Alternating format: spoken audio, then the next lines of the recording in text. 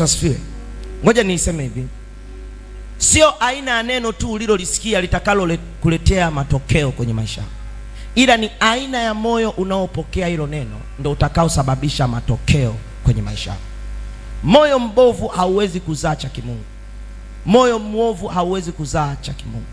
Neno la Mungu linapoingia kwenye maisha yako ni kama mbegu. Hebu mwambie jirani yako, kama mbegu. Sema kama mbegu. Ni kama mbegu.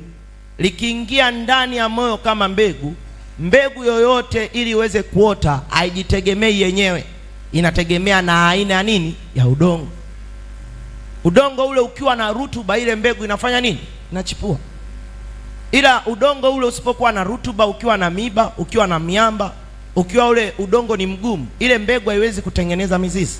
Udongo ule ukiwa hauna maji, haiwezi kutengeneza nini? Mizizi.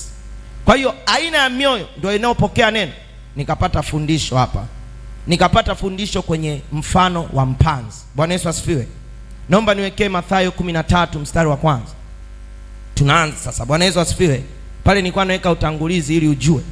Kwa hiyo neno ni kama mbegu. Aina ya moyo unaopokea neno ndio utaamua neno hilo lizae au